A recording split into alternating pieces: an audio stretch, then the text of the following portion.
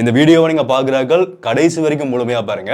ஏன்னு சொன்னா இப்ப நடந்து கொண்டிருக்கக்கூடிய போரினுடைய முழுமையான பாதிப்பையும் அனுபவிக்க போறது யாருன்னு கேட்டா நாங்க தான். உலகம் முழுக்க இருக்கக்கூடிய மக்களும் முக்கியமா ஆசிய நாடுகள்ல இருக்கக்கூடிய மக்கள் தான் இந்த போரோட பாதிப்பை அனுபவிக்க போறோம். அதுக்கான ஒரு முக்கியமான காரணமா ஸ்ட்ரைட் ஆஃப் ஹோர்மோஸ், அதை பற்றின ஒரு முக்கியமான சம்பவத்தையும் இந்த வீடியோல கடைசியா நான் சொல்ல போறேன். என்னடா முதல்ல இருந்தே பார்க்கலாம். அனைவருக்கும் வணக்கம், நான் உங்கள் BK கரிகாலன். அதனோட பாக்குறதுக்கு முதல் என்னோட சேனலுக்கு பேஞ்சாராது புதுசாக வந்து பார்த்து கொண்டீங்கன்னு சொன்னா தொடர்ச்சி என்னுடைய அப்டேட்ஸை பார்க்கறதுக்கு இப்போவே சப்ஸ்கிரைப் பண்ணி அந்த பெல் ஐக்கனை கிளிக் பண்ணி ஆல் ஆப்ஷன் வச்சுக்கொள்ளுங்க. அப்போ நான் அப்லோட் பண்ண வீடியோஸ் எல்லாமே தொடர்ச்சி உங்களுக்கு கொடுங்க நோட்டிஃபிகேஷன்ஸாக வரும். அதே மாதிரி யாராவது நான் பர்சனலாக ஃபாலோ பண்ணிங்கன்னு சொன்னாலும் இன்ஸ்டாகிராமில் போய் BK கரிகாலன் சர்ச் பண்ணிங்கன்னு சொன்னால் இந்த ப்ரொஃபைல் ஒரு மறக்காம ஃபாலோ பண்ணிக்கொள்ளுங்க. இந்த வீடியோவை லைக் பண்ணிருங்க. வீடியோட கடைசியில் எல்லாருக்குமே இந்த வீடியோ ஷேர் பண்ணி விட்டுருங்க. இத்தாலியோட பிரதமர் ஒரு அறிவிப்பை வெளியிட்டிருக்கிறார். மத்திய கிழக்கு நாடுகளுக்கு டிஃபென்ஸ் சிஸ்டம் தேவைப்பட்டா, வானத்துல வரக்கூடிய ஏவுகணைகளை தடுக்கிறதுக்கான ஏர் டிஃபென்ஸ் சிஸ்டம் தேவைப்பட்டா நாங்க கொடுக்கறதுக்கு தயாரா இருக்கிறோம். அதை கொடுக்கறதுக்கான திட்டங்களை நாங்க முன் வச்சு கொண்டிருக்கிறோம்னு சொல்லி, அதாவது வகுத்து கொண்டிருக்கிறோம்னு சொல்லி ஒரு அறிவிப்பை இத்தாலியோட பிரதமர் வெளியிட்டிருக்கிறார். ஸோ இத்தாலி இப்ப ஒபிஷியலா இந்த போருக்குள்ள உள்ள வந்திருக்கிறார்கள். யாரோட பாத்தீங்கன்னு சொன்னா யூஎஸ் பக்கம், அமெரிக்கா இஸ்ரேல் பக்கமா உள்ள வந்திருக்கிறார்கள். ஸோ அந்த பக்கம் யார் யார் இருக்கிறார்கள்னு சொன்னா America, Israel, UK, France, Italy and Germany. Germany ஏற்கனவே அவர்களோட சேர்ந்து இருக்கிறபடியா ஜெர்மனியும் உள்ள இருக்குது. ஸோ வெளிப்படையா பார்க்கும்போது இவ்வளவு நாடுகளும் இப்ப உத்தியோகபூர்வமா இந்த போருக்குள்ள உள்ள வந்திருக்கிற மாதிரி எங்களுக்கு தெரியுது. மற்ற பக்கம் பாத்தீங்கன்னு சொன்னா அதே மாதிரி மத்திய கிழக்கு நாடுகள், அந்த பக்கத்துல மத்திய கிழக்கு நாடுகளும் உள்ள இருக்குது. மற்ற பக்கம் பாத்தீங்கன்னு சொன்னா ஈரானும் லெபனானும் இப்ப இந்த போர்ல எதிர்ப்பக்கமா நின்று போரிட்டு கொண்டிருக்கிறார்கள். இது விரிவடையுமா இருந்தா ஏனைய நாடுகளும் உள்ள வாரத்துக்கான வாய்ப்புகள், ரெண்டு பக்கமா பிரிஞ்சு போரிடுறதுக்கான வாய்ப்புகள் இருக்குது. சைனாவோ ரஷ்யாவோ வடகொரியாவோ இன்னுமே உத்தியோகபூர்வமான அறிவித்தல்களை எதையுமே வெளியிடல. நாங்க இவர்களுக்கு சார்பா நிக்கிறோம், இந்த தாக்குதல்களுக்கு எதிர்ப்பு தெரிவிச்சிருக்கிறார்கள். அமெரிக்கா செய்த தாக்குதல்கள் பிழையான தாக்குதல்கள் என்ற மாதிரியும், இது ஒரு கண்டிக்கத்தக்க தாக்குதல்கள் என்ற மாதிரியும் எதிர்ப்பை தான் வெளியிட்டிருக்கிறார்களே தவிர நாங்க ஈரான் பக்கம் நிக்கிறோம் என்று சொல்லியோ இல்லாட்டி அவர்களுக்காக ஏதாவது நாங்க செய்ய போறோம் என்று சொல்லியோ எந்த ஒரு உத்தியோகபூர்வமான அறிவிப்புகளும் வெளியாகல. ஒட்டுமொத்தத்துல இந்த மாதிரியான ஒரு சூழ்நிலையில தான் 3ஆம் உலக போர் வருமான்ற ஒரு அச்சத்துல இந்த போர் இப்ப போய்கொண்டிருக்குது. இலங்கை கொஞ்சம் உள்ள போக வந்தது, ஏதோ ஒரு கட்டத்துல இடையில நின்று கொண்டிருக்குது. என்ன ஆகுதுன்றதை பொறுத்திருந்து பார்க்கலாம். எல்லாருக்குமே தெரிஞ்சிருக்கும் ஸ்ட்ரைட் ஆஃப் ஹோர்மோஸ். இன்றைக்கு நாங்க உலகம் முழுக்க ஒவ்வொரு நாளும் பயன்படுத்தி கொண்டிருக்கிற பெட்ரோலியத்துல 5ல் 1 பகுதியான பெட்ரோலியம் எங்கிருந்து வருதுன்னு பாத்தீங்கன்னா மத்திய கிழக்கு நாடுகள்ல இருந்து ஸ்ட்ரைட் ஆஃப் ஹோர்மோஸ் என்ற ஒரு வழியை கடந்துதான் உலக நாடுகளுக்கு வெளியில வந்து கொண்டிருக்குது. எந்தெந்த நாடுகள் இந்த ஸ்ட்ரைட் ஆஃப் ஹோர்மோஸ் வழியா பெட்ரோலியத்தை ஏற்றுமதி செய்கிறார்கள் பாத்தீங்கன்னா Saudi Arabia, United Arab Emirates, Qatar, Kuwait, Iraq, Iran.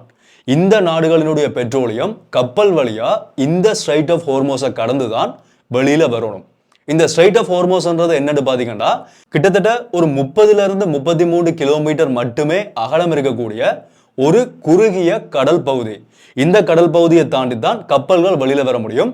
ஏனைய தரைப்பகுதி எதுவுமே அந்த பெட்ரோலியத்தை வெளியில கொண்டு வரதுக்கான வேற எந்த பாதையும் இந்த நாடுகளுக்கு கிடையாது. பெட்ரோலியம் மட்டுமில்ல, இந்த பகுதியால தான் உலகத்தோட 20ல இருந்து 25% LNG திரவமாக்கப்பட்ட இயற்கை எரிவாயுவும் வெளியில வந்து கொண்டிருக்குது.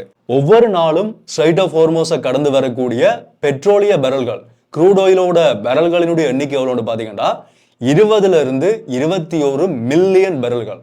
ஸோ இவ்வளவு பெரிய பெரல்களை கொண்டு வரக்கூடிய, உலகத்தோட 5ல் 1 பகுதியான பெட்ரோலியத்தை கொண்டு வரக்கூடிய இந்த கடல் பாதை இப்ப ஈரானுக்கும் இஸ்ரேல் அமெரிக்காவுக்கும் இடையில போய் கொண்டிருக்கக்கூடிய போர் காரணமா ஈரான் அந்த பகுதியை மூடி இருக்கிறார்கள்.